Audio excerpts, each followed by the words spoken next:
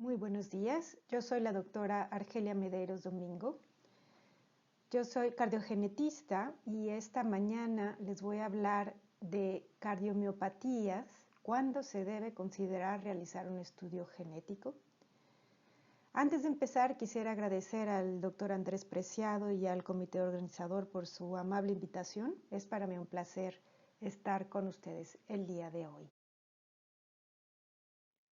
Entrando en tema, quiero mencionarles que de las diversas cardiomiopatías que tenemos, cardiomiopatía dilatada, cardiomiopatía ritmogénica, cardiomiopatía hipertrófica, cardiomiopatía restrictiva, la no compactación del ventrículo izquierdo y las malformaciones cardíacas, todas pueden tener un sustrato genético. Por los 20 minutos que tenemos, no va a ser posible hablar de todas ellas, me voy a referir a las tres primeras.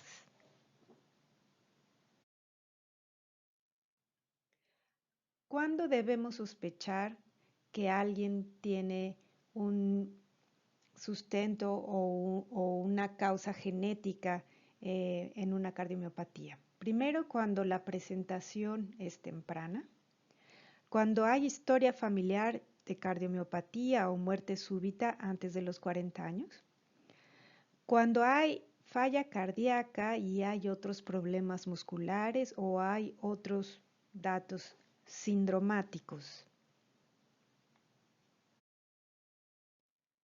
La cardiomiopatía dilatada puede ser el fenotipo final de muchas enfermedades, pero aquella que se presenta en los jóvenes sin ningún antecedente, en los que otras causas virales o otras causas fueron ya excluidas, puede considerarse como una enfermedad primaria del músculo cardíaco.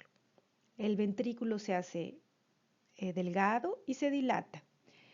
Y las causas genéticas pueden ser complejas. Como vemos aquí, hay muchos genes que han sido descritos en esta enfermedad. Hay tres principales tipos de cardiomiopatía dilatada. La clásica, que vemos aquí arriba en azul, que es aquella que tiene estándar riesgo de muerte súbita y como ustedes saben, cuando la fracción de eyección cae por debajo de 35%, el riesgo de muerte súbita se incrementa. La cardiomiopatía arritmogénica, que antes la conocíamos como la displasia arritmogénica del ventrículo derecho, la vemos aquí en morado, ahora sabemos que la cardiomiopatía arritmogénica puede involucrar ambos ventrículos, tener predisposición del ventrículo derecho o del ventrículo izquierdo. Estos dos pueden tener un riesgo de muerte súbita aun cuando la fracción de eyección se encuentra en 45%, por ejemplo. Vamos a hablar un poco de la cardiomiopatía dilatada de tipo arritmogénico, pues es aquí donde el estudio genético es de importancia. Los casos que tienen mayor riesgo de presentar arritmias deben recibir un desfibrilador antes y en ocasiones la única manera de identificarlos es mediante el estudio genético. Desde hace muchos años ya se había descrito que las mutaciones en este gen, el LMNA, que codifica la minina, son de alto riesgo para muerte súbita. De hecho, como les mencioné al principio, pacientes con mutaciones en este gen deben recibir un desfibrilador antes. En las últimas guías sobre cardiomiopatía ritmogénica publicadas en Heart Rhythm 2019, se considera muy claro qué pacientes deben ir a estudio genético y es una indicación clase 1.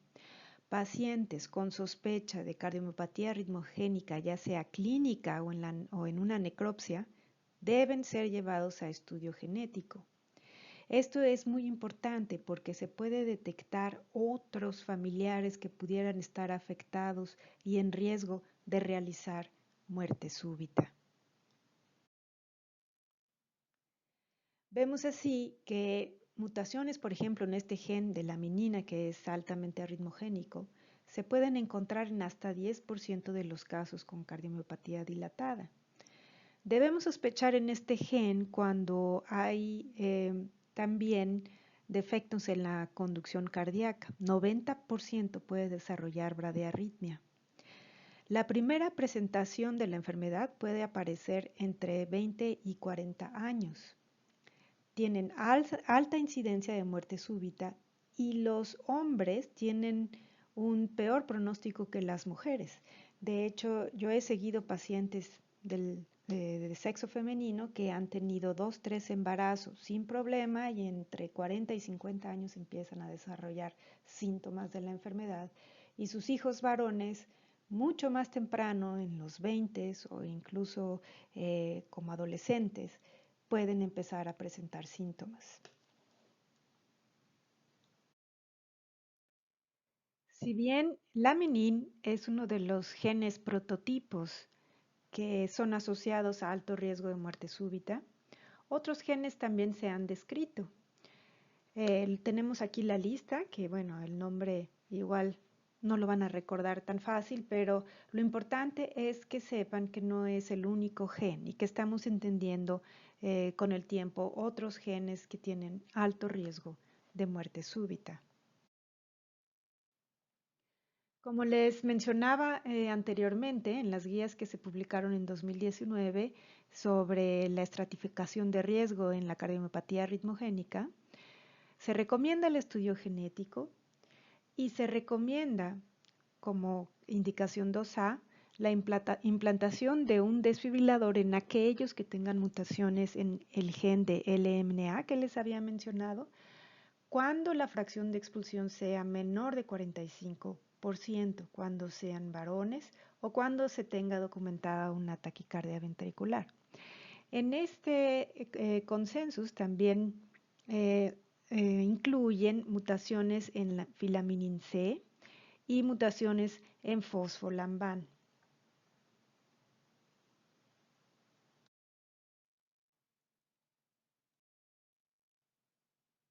¿Cuál es la probabilidad de encontrar mutaciones en un paciente que tenga cardiomiopatía dilatada? Bueno, en los que tienen una forma familiar, hasta un 40%, y en los casos esporádicos hasta un 25%. Esto es bien importante cuando uno platica con el paciente y se le propone la posibilidad de hacer un estudio genético. Desgraciadamente en la genética no hay hoy en día una respuesta del 100%, pero cuando es positivo, tiene un valor diagnóstico, tiene un valor pronóstico, tiene implicaciones terapéuticas y tiene implicaciones en toda la familia. Les voy a hablar un poco de la que antes se conocía como displasia ritmogénica del ventrículo derecho. Como ustedes saben, esta siempre se ha sabido que es una enfermedad genética, es familiar y hay un reemplazo por grasa de la pared libre del ventrículo derecho. Esa es una de las características. Estos pacientes tienen datos electrocardiográficos característicos y tienen una alta susceptibilidad a presentar arritmias que pueden condicionar muerte súbita. De hecho, es una de las causas de muerte súbita en atletas. El ejercicio es muy dañino en estos casos. Pacientes que tienen mutaciones en genes asociados a esta enfermedad y realizan deporte de alto rendimiento tienen un riesgo de desarrollar muerte súbita a edades tempranas muy alto. Por eso es que es importante detectarlos en forma oportuna. Esta enfermedad afecta cerca de 1 a 2.000, de 1 a 5.000 personas y la detección temprana previene la muerte súbita. Estos son los genes asociados a la displasia ritmogénica del ventrículo derecho. Son los genes que codifican para el desmosoma. El desmosoma son proteínas estructurales muy importantes que participan en la unión de los cardiomiocitos en el músculo cardíaco.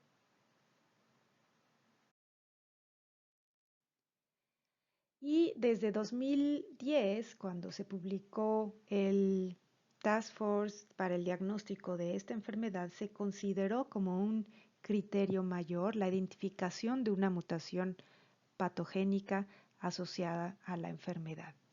Como ustedes saben, no es motivo de esta charla, pero existen criterios diagnósticos para esta enfermedad y una mutación detectada es un criterio mayor. De ahí la importancia del estudio genético. En pacientes con un fenotipo severo con esta enfermedad, se ha detectado que pueden tener más de una mutación en los genes desmosomales, esto es, pueden tener más de un gen involucrado y es un factor pronóstico y de estratificación de riesgo. En esta diapositiva vemos el riesgo de muerte súbita en pacientes que tienen mutaciones en genes desmosomales que dan la displasia ritmogénica del ventrículo derecho o en la minina, comparado con aquellos que no tienen mutaciones o mutaciones en otros genes. Como ustedes pueden ver, el riesgo de muerte súbita es claramente mayor. Vemos así, en conclusión, que el estudio genético en la displasia ritmogénica del ventrículo derecho tiene un valor diagnóstico, es un criterio mayor, tiene un valor pronóstico, como les había mencionado, cuando hay más de una mutación es mal pronóstico, tiene implicaciones terapéuticas en el estilo de vida, en el tipo de deporte que el paciente puede hacer y es muy importante en el consejo familiar. En esta diapositiva tenemos las cardiomiopatías arritmogénicas. Vemos en rojo la que se conoce como displasia arritmogénica del ventrículo derecho y los genes asociados. Y vemos en medio las que pueden afectar ambos ventrículos. Y vemos en azul las que afectan principalmente el ventrículo izquierdo y los genes que pudieran estar afectados en estos pacientes. Ahora vamos a pasar a la cardiomiopatía hipertrófica, que es también una enfermedad primaria del músculo cardíaco. Hay un engrosamiento anormal de las paredes del ventrículo y la frecuencia es alrededor de 1 en 500. Es una enfermedad mucho más frecuente.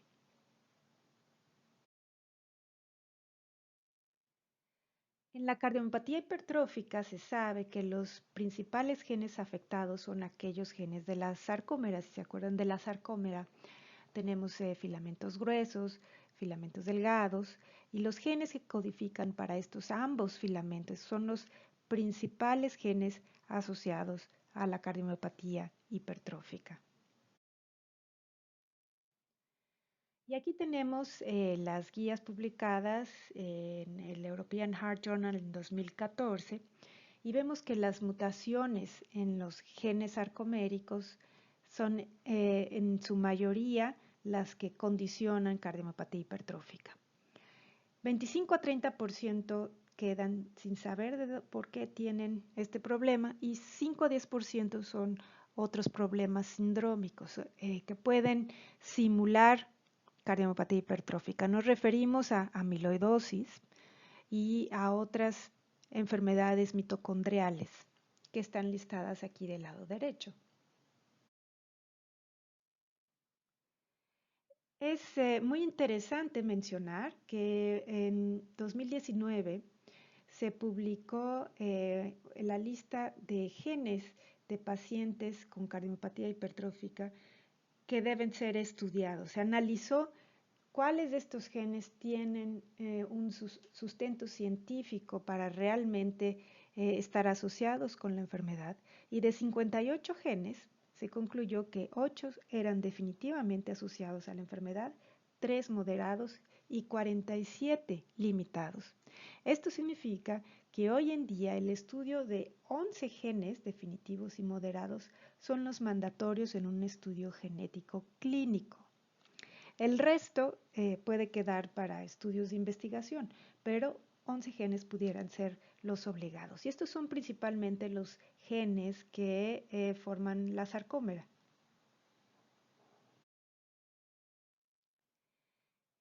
Ahora vamos a hablar un poco más de las guías que fueron publicadas en 2014, porque detallan muy bien cuándo se debe hacer el estudio genético y en qué casos. El estudio genético, según las guías del 2014, se debe considerar desde el inicio. Se debe obtener un pedigrí, se debe ver si hay datos sugestivos de alguna enfermedad característica como las que había mencionado yo anteriormente, y si no, hay que hacer un estudio genético. Siguiendo las guías del 2014, todo paciente con cardiomopatía hipertrófica debe, eh, se le debe dar un consejo genético. No significa que todos vayan a recibir estudio genético, pero todos se le debe dar un consejo genético y se debe analizar el pedigrí, y aquellos en los que se sospeche que efectivamente hay una causa genética deben ser llevados a estudio genético. En las guías de 2014, el estudio genético se recomienda en todos los pacientes que tengan un diagnóstico clínico de cardiomopatía hipertrófica. Y se recomienda que este estudio genético se haga en laboratorios certificados que tengan experiencia en la interpretación de mutaciones de genes en genes de cardiomiopatía. También se recomienda estudiar a los familiares de aquellos que fueron positivos. Se puede hacer un estudio clínico o se puede hacer un estudio de cascada genética cuando la mutación es clara.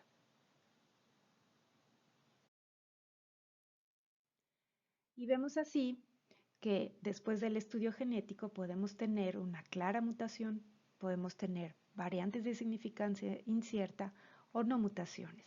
Cuando la mutación es clara, esto debe usarse de inmediato para el beneficio de la familia.